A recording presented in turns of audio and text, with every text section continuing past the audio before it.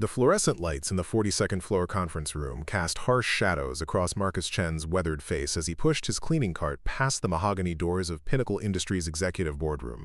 It was 11:47 p.m., and the building should have been empty, but heated voices echoed through the supposedly soundproof walls. Before we jump back in, tell us where you're tuning in from, and if this story touches you, make sure you're subscribed, because tomorrow, I've saved something extra special for you. Inside, CEO Victoria Sterling was moments away from finalizing the largest corporate merger in telecommunications history, an $8 billion deal with European conglomerate TechnoGlobal that would reshape the entire industry and secure her company's dominance for the next decade. Marcus had been cleaning these floors for 7 years, invisible to the executives who made decisions worth more money than he could comprehend.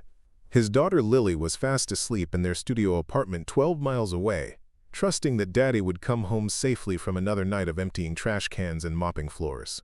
At 8 years old, she possessed a gift that Marcus barely understood but fiercely protected, an almost supernatural ability to decode and solve complex mathematical problems that left her teachers speechless and her father both proud and terrified of the attention it might bring. Victoria Sterling stood at the head of the polished conference table, her Armani suit immaculate, despite the marathon negotiation session that had stretched past midnight. Across from her sat Heinrich Muller, TechnoGlobal's chief negotiator, flanked by a team of lawyers whose billable hours could fund small countries. The merger documents lay spread before them like battle plans, every clause scrutinized, every detail negotiated down to the finest point. This deal represented the culmination of 2 years of careful positioning, strategic planning, and corporate maneuvering that would crown Victoria as the most powerful telecommunications executive in North America. But something had gone catastrophically wrong in the final hour. A critical discrepancy had emerged in the financial projections. Numbers that didn't align. Calculations that seemed fundamentally flawed. Projections that could mean the difference between unprecedented success and devastating failure. The room's atmosphere had shifted from celebration to crisis as accountants huddled over laptops, frantically checking and rechecking figures that refused to make sense. Heinrich's team was growing impatient, threatening to walk away from months of negotiations over what appeared to be basic mathematical errors in Pinnacle's core financial modeling. Marcus paused outside the conference room door, his hand frozen on the handle of his mop bucket. Through the glass, he could see Victoria's face, normally composed and commanding, now etched with desperation as she tried to salvage the most important deal of her career. Her team of highly paid consultants and financial analysts seemed helpless, staring at spreadsheets and calculators, as if the numbers might somehow rearrange themselves into something that made sense. The crisis had reached its breaking point when Marcus heard Victoria's voice crack slightly as she addressed her team. The woman who had built Pinnacle Industries from a struggling regional company into a telecommunications powerhouse was watching her greatest achievement crumble over what seemed like impossible mathematical contradictions. Her chief financial officer, Robert Kim, had been working the same calculations for 3 hours, his expensive MBA from Harvard apparently useless against whatever fundamental error was hiding in their projections. The European delegation was checking their watches, clearly preparing to abandon negotiations that had consumed months of preparation and millions in due diligence costs. Preparing and narrating this story took us a lot of time, so if you are enjoying it, subscribe to our channel. It means a lot to us. Now, back to the story. Marcus had seen Lily work through similar problems at their kitchen table, her small fingers dancing across notebook pages as she unraveled mathematical puzzles that seemed impossible for someone her age. She approached numbers like they were old friends, finding patterns and solutions that eluded adults with decades more education and experience. He had learned to trust her intuition about mathematical relationships, even when he couldn't follow her reasoning or understand her methodology. The memory of her patient explanations about probability and statistical analysis flickered through his mind as he listened to the mounting frustration echoing from the boardroom. The cleaning cart's wheels squeaked softly as Marcus made his decision, knowing that what happened next would change everything for his family, for Victoria Sterling, and for the $8 billion deal hanging in the balance. Marcus Chen had worked the night shift at Pinnacle Industries long enough to understand the unspoken rules that governed his invisible existence within the corporate hierarchy. Janitors were expected to clean quietly, efficiently, and without drawing attention to themselves or their personal circumstances. The executive floors operated in a different universe from the basement maintenance room where Marcus stored his supplies and ate his solitary lunches from brown paper bags that Lily had decorated with crayon drawings of flowers and hearts. Victoria Sterling inhabited that rarefied world where decisions worth billions were made over catered meals and imported coffee, where designer clothing and luxury accessories served as uniforms that distinguished the powerful from the powerless. She had built her reputation on precision, control, and an almost ruthless ability to navigate complex business negotiations without showing weakness or uncertainty.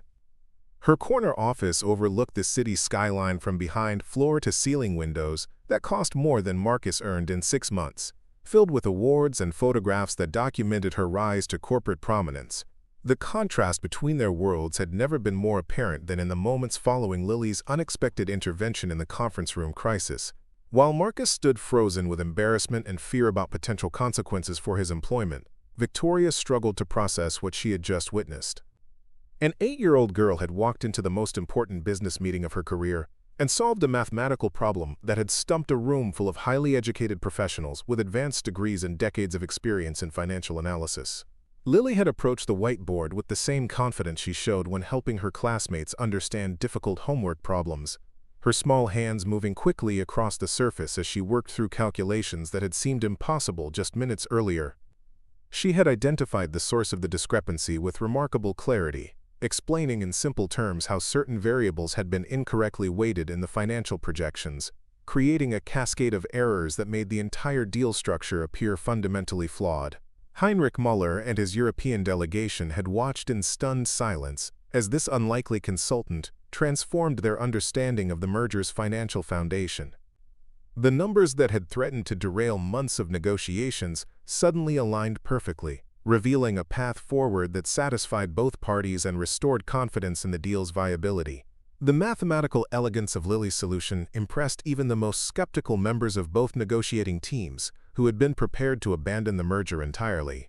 But Victoria's initial relief and gratitude quickly gave way to more complicated emotions as the full implications of the situation became clear.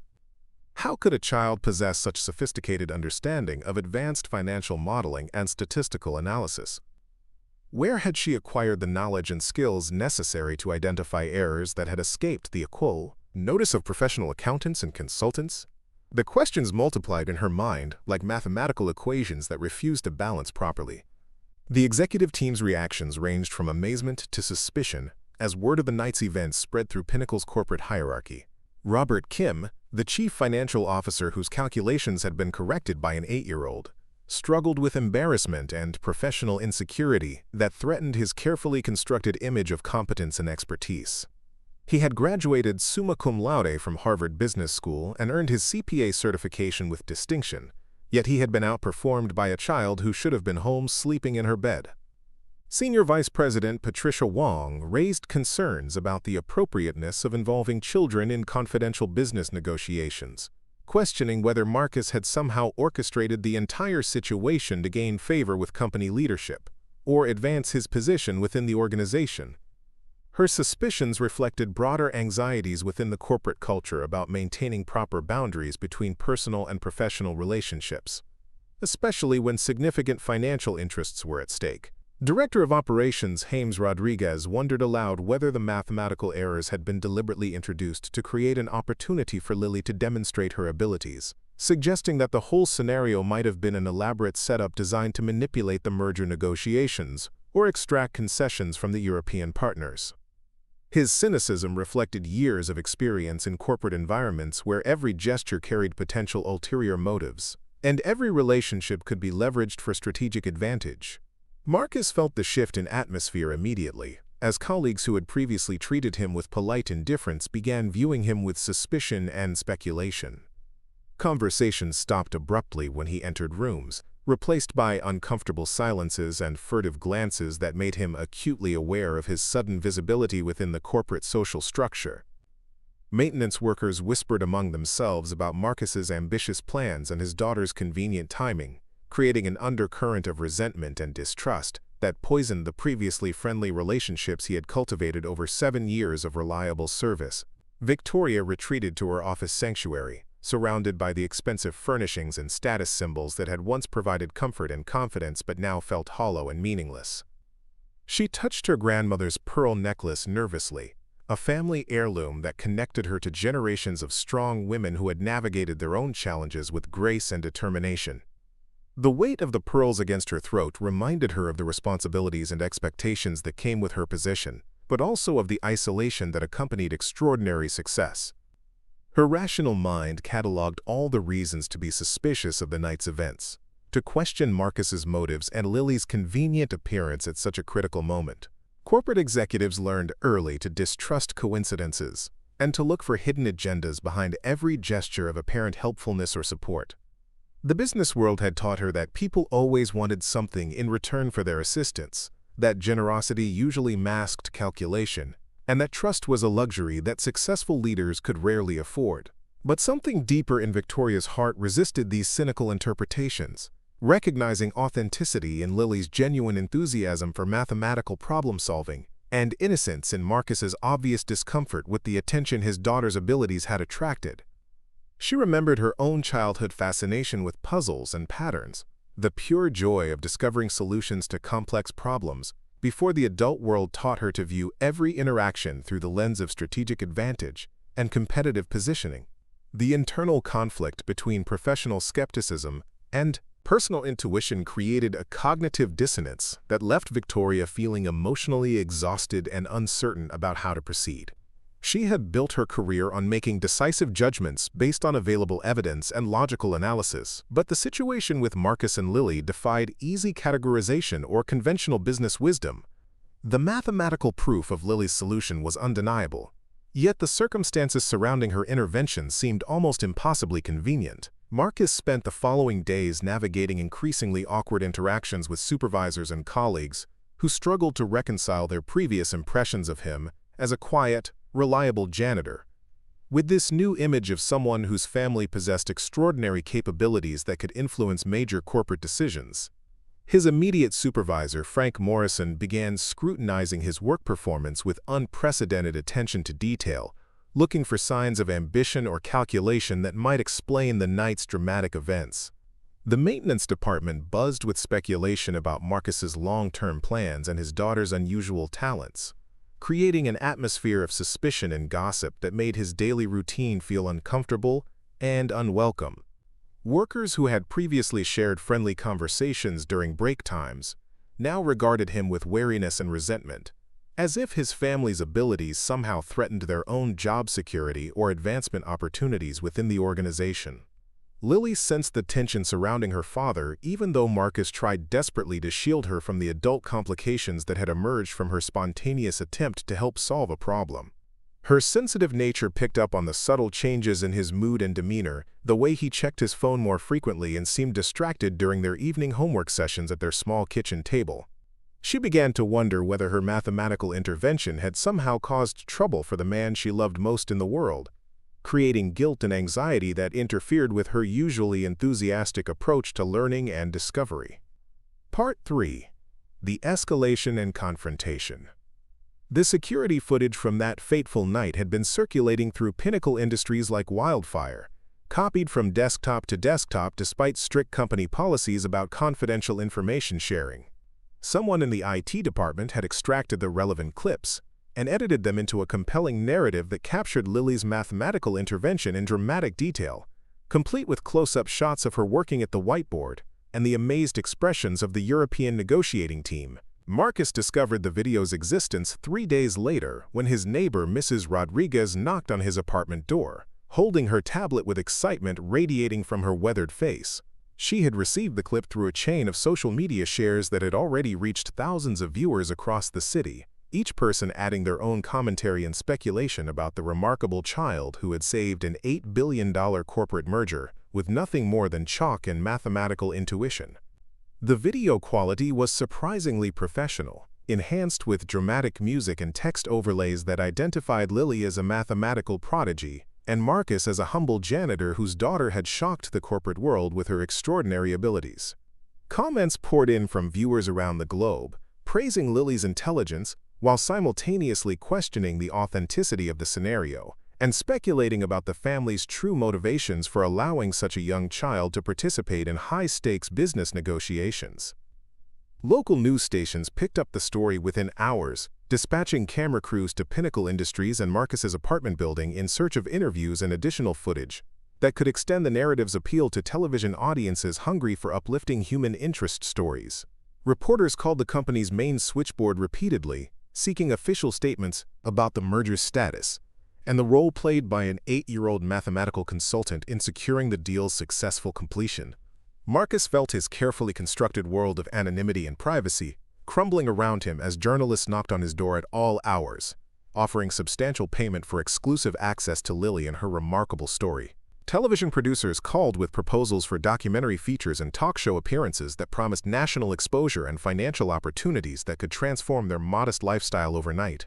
Educational consultants reached out with offers to evaluate Lily's abilities and develop specialized programs that could nurture her mathematical gifts while generating significant income for the family. The attention felt overwhelming and invasive to Marcus, who had spent 7 years deliberately maintaining a low profile that protected both his employment security and his daughter's childhood innocence. He had worked hard to create a stable, predictable environment where Lily could explore her intellectual curiosity without becoming a spectacle or commodity for others to exploit. The sudden media interest threatened to destroy that careful balance, exposing them to scrutiny and expectations that seemed dangerous and inappropriate for a child her age. Lily's school became another focal point for unwanted attention, as reporters attempted to interview teachers and classmates about her academic performance and social relationships. Principal Margaret Thompson called Marcus with growing concern about the disruption to normal educational routines, describing how news vans parked outside the building had created chaos during pickup and drop-off times. Other parents complained about their children being approached by strangers asking questions about Lily's behavior and abilities in the classroom. The mathematical community began taking notice as well, with university professors and research institutions expressing interest in studying Lily's problem-solving methods and cognitive processes. Dr. Andrew Chen from the local university's mathematics department contacted Marcus with proposals for formal testing and evaluation that could provide insights into the nature of mathematical giftedness in children. While his intentions seemed genuine and educational, Marcus felt uncomfortable with the idea of subjecting his daughter to academic scrutiny that might reduce her natural enthusiasm for learning to clinical data and research publications. Victoria Sterling watched the media circus unfold from her executive office with growing horror and responsibility for the situation that had spiraled completely beyond her control. She had failed to anticipate the public fascination with Lily's story, or the speed with which modern social media could amplify a single incident into a national phenomenon. Her legal team assured her that Pinnacle Industries bore no direct liability for the privacy violations occurring outside company property, but Victoria felt morally responsible for protecting the family whose intervention had saved her merger. The European partners from TechnoGlobal called repeatedly for clarification about the mathematical consultations that had resolved their concerns, expressing bewilderment about the unorthodox methods Pinnacle had employed to address technical problems in their financial projections. Heinrich Muller demanded detailed explanations about the company's quality control procedures and risk management protocols, questioning whether the original errors had been deliberately introduced to create negotiating advantages or test the European team's attention to detail. Board members scheduled emergency meetings to discuss the reputational implications of the media coverage, worrying about how the story might affect investor confidence and stakeholder perceptions of the company's professional competence. Some directors expressed concern that relying on a child's mathematical abilities, however impressive, created questions about the adequacy of Pinnacle's internal expertise and quality assurance systems.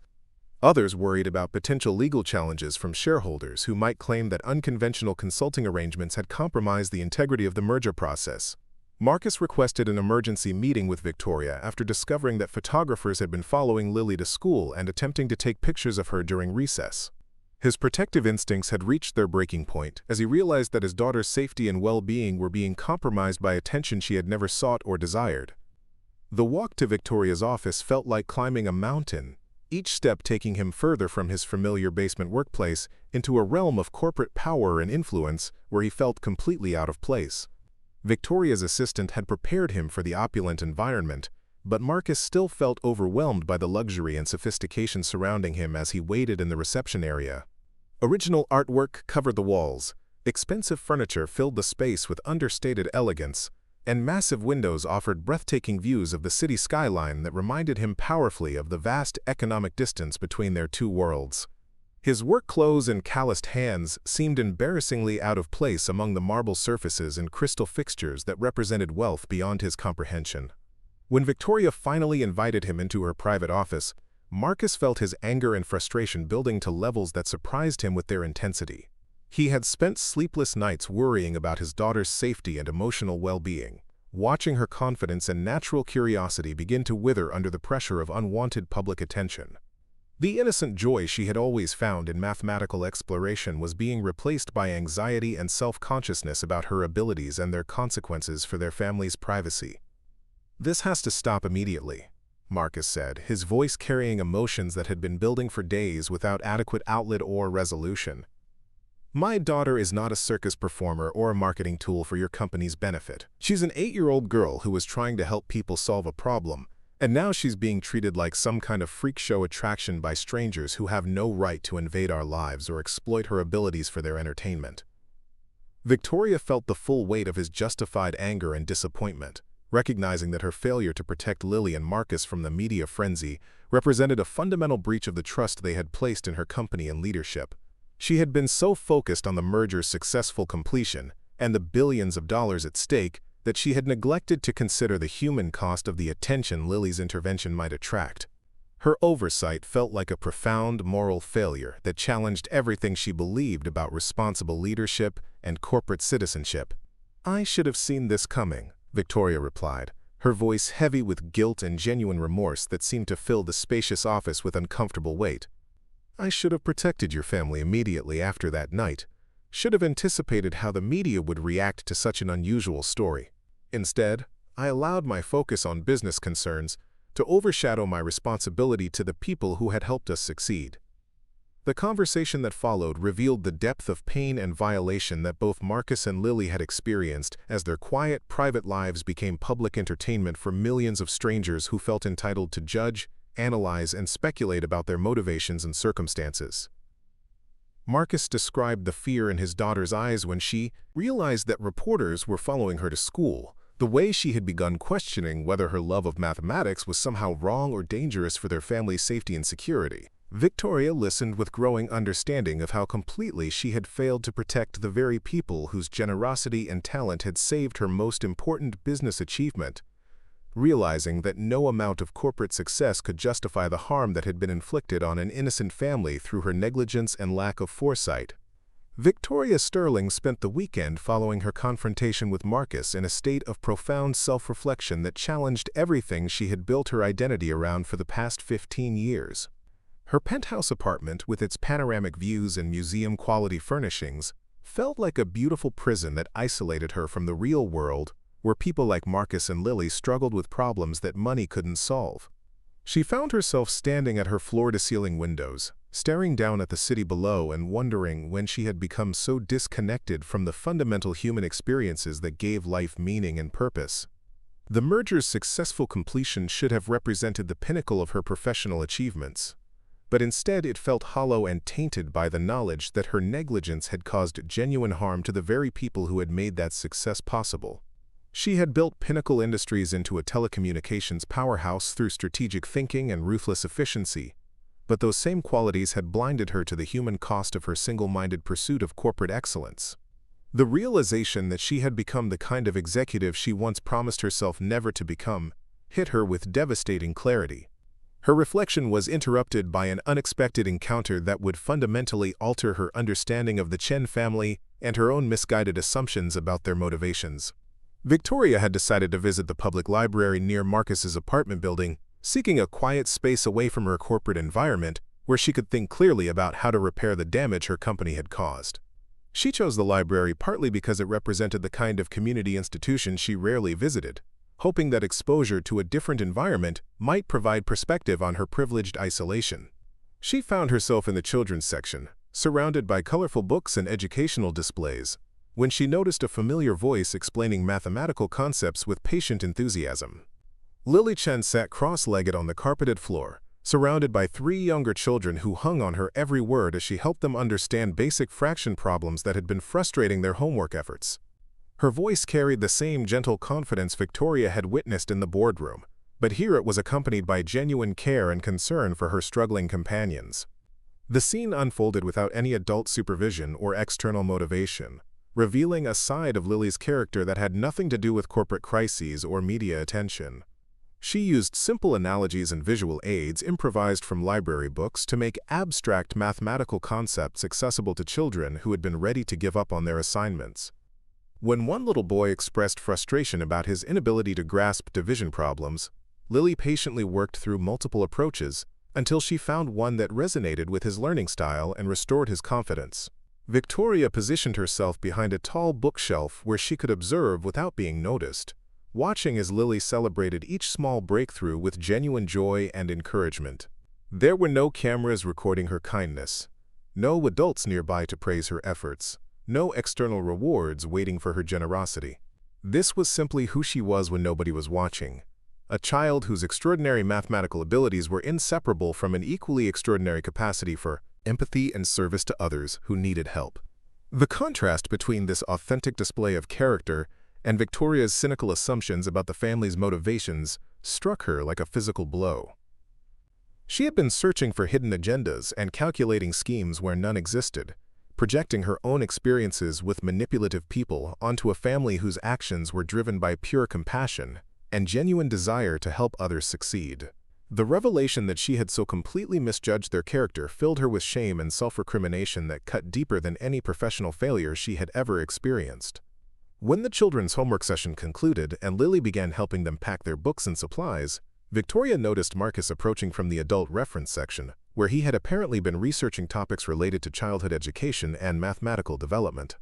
His interaction with his daughter revealed a family dynamic built on mutual respect, shared curiosity, and unconditional love that seemed to radiate warmth and authenticity in every gesture and expression. Marcus asked Lily about her tutoring session with the same genuine interest he might show for any significant event in her day, celebrating her success in helping the other children, while also checking to ensure that she hadn't sacrificed her own learning opportunities for the sake of others.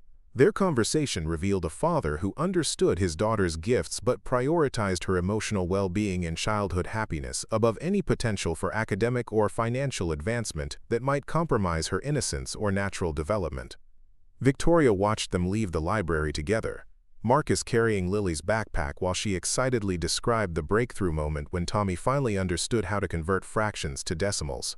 Their obvious delight in each other's company, and their shared commitment to using education as a tool for helping others, painted a picture of family values that stood in stark contrast to the competitive, individualistic culture that dominated Victoria's professional and personal relationships. The drive back to her penthouse felt like traveling between different universes as Victoria struggled to reconcile the authentic goodness she had witnessed with her previous assumptions about human nature and motivation. She had spent so many years surrounded by people who viewed every interaction as a potential transaction that she had forgotten what genuine altruism looked like when it appeared without calculation or expectation of reward. The Chen family's commitment to helping others simply because it was the right thing to do challenged her fundamental beliefs about what drove human behavior in modern society. That evening, Victoria made a decision that surprised even herself as she stood in her walk-in closet surrounded by thousands of dollars worth of designer clothing and accessories that suddenly seemed like elaborate costumes for a role she no longer wanted to play. She selected the simplest outfit she owned, a plain white blouse and dark jeans that she had purchased years earlier but rarely worn, deliberately leaving behind the jewelry, expensive handbag, and status symbols that normally defined her public appearance.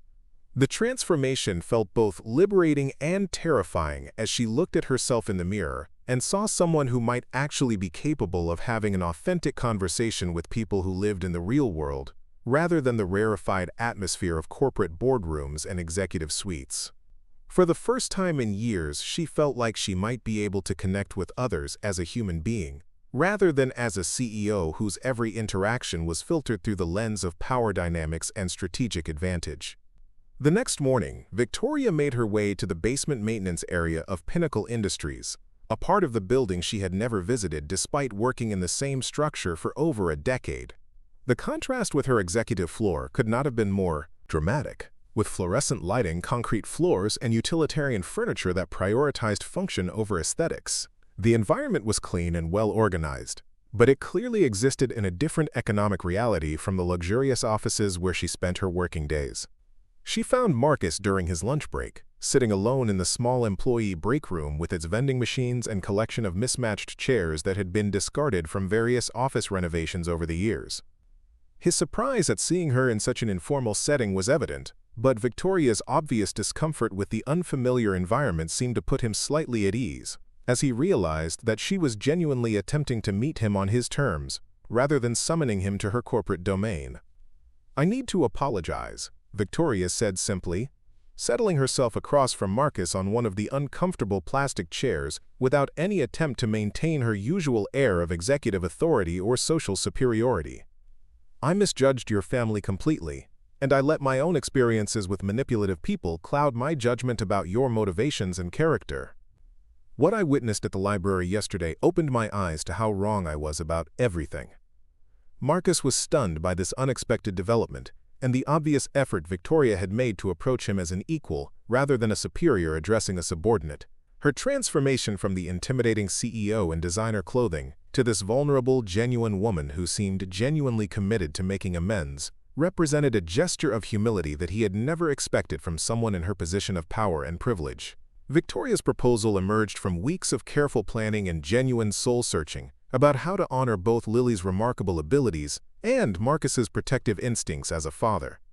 She had worked with Pinnacle Industries' Community Outreach Division to establish a mathematics tutoring program for underprivileged children in the surrounding neighborhoods, creating an environment where Lily could share her gifts without exploitation or inappropriate exposure to corporate politics and media attention. The program operated out of a renovated community center 3 blocks from Marcus's apartment building, offering after-school mathematics support for students whose families couldn't afford private tutoring or supplemental educational resources. Victoria had personally funded the initiative through a private foundation rather than corporate channels, ensuring that no business interests or publicity objectives could compromise the program's educational mission or the participants' privacy and dignity. Lily's involvement began gradually and organically, with her serving as a peer mentor for children only slightly younger than herself who struggled with basic mathematical concepts that seemed to come naturally to her analytical mind. Her approach emphasized patience and encouragement rather than academic pressure, creating an atmosphere where learning felt like exploration and discovery rather than competition or judgment about intellectual capability. Marcus initially remained skeptical about any arrangement that involved his daughter in activities connected to Victoria's world, but her transformed approach to their relationship and her obvious commitment to protecting Lily's childhood innocence gradually earned his trust and respect. The community center's informal environment felt safe and appropriate for a child Lily's age, while still providing opportunities for her to experience the satisfaction that came from helping others overcome educational challenges. Victoria surprised everyone, including herself, by becoming a regular volunteer at the tutoring sessions, trading her executive suits for casual clothing and her corporate authority for the humbling experience of working alongside parents and community members who were committed to their children's educational success despite limited financial resources. The experience connected her to a sense of purpose and community involvement that had been missing from her life for years. The transformation in their relationship developed slowly and naturally over several months of shared work at the community center, where artificial barriers of wealth and social status seemed irrelevant compared to their common commitment to helping children succeed academically and personally. Victoria discovered that Marcus possessed wisdom and insights about parenting and life priorities that her privileged background had never provided, while he began to appreciate her genuine desire to use her resources and influence for meaningful community benefit. Lily flourished in this environment where her mathematical abilities were celebrated without sensationalism or exploitation, surrounded by peers who appreciated her help while still treating her as a normal 8-year-old girl with interests and friendships that extended far beyond academic achievement. She maintained her love for learning while developing social skills and emotional maturity that came from regular interaction with children from diverse backgrounds and circumstances. The merger with TechnoGlobal proceeded successfully, generating the anticipated financial returns and market advantages that secured Pinnacle Industries' position as a telecommunications industry leader. But Victoria found that the professional achievement felt less significant than the personal growth and authentic relationships she had discovered through her involvement with the Chen family and the community tutoring program they had created together. 6 months later, Victoria received an invitation that represented a milestone none of them had explicitly anticipated but all deeply understood. Marcus and Lily invited her to join them for a quiet Sunday dinner at their modest apartment, a gesture that symbolized acceptance and trust that transcended their original business relationship and social differences. Victoria arrived carrying homemade dessert and a small gift for Lily, having deliberately chosen simple offerings that reflected genuine affection rather than expensive gestures that might emphasize their economic disparity. The apartment's warmth and authenticity provided a stark contrast to her luxurious penthouse, filled as it was with evidence of real life, shared experiences, and unconditional love that no amount of money could purchase or replicate. They spent the evening around Marcus's small kitchen table, with Lily working on homework between her father and Victoria, occasionally asking both adults for help with problems that challenged her developing skills. Their conversation flowed naturally between topics ranging from Lily's progress at school to Victoria's growing involvement in community initiatives that extended beyond the tutoring program to other educational and social service projects. Victoria realized that she had finally discovered what had been missing from her successful but emotionally empty life. Not romantic love or financial achievement, but the simple joy of belonging to a family that valued authenticity over appearances, kindness over competition, and genuine connection over material accumulation. The evening felt like coming home to a place she had never known existed but had been searching for throughout her adult life. Marcus felt his own emotional walls dissolving as he recognized that Victoria's transformation was genuine and permanent, rooted in fundamental changes to her values and priorities, rather than temporary guilt or corporate strategy. Her consistent commitment to their family's well-being and her obvious love for Lily had proven her sincerity beyond any doubt or reservation. Lily, with the intuitive understanding that children often possess about adult emotions and relationships, sensed that the three of them had become something more than friends or colleagues. They had evolved into a chosen family, bound together by shared experiences, mutual respect, and unconditional commitment to each other's happiness and success. As candlelight illuminated their faces during dessert and comfortable conversation continued around the modest dinner table, their story found its natural conclusion. Three individuals who had been incomplete in different ways had somehow discovered wholeness together, creating a family built on authentic love, shared values, and unwavering dedication to supporting each other through whatever challenges and opportunities the future might bring. The $8 billion merger had been successfully completed, but the real treasure they had discovered was worth far more than any corporate transaction could ever represent. Up next, you've got two more standout stories right on your screen. If this one hit the mark, you won't want to pass these up. Just click and check them out.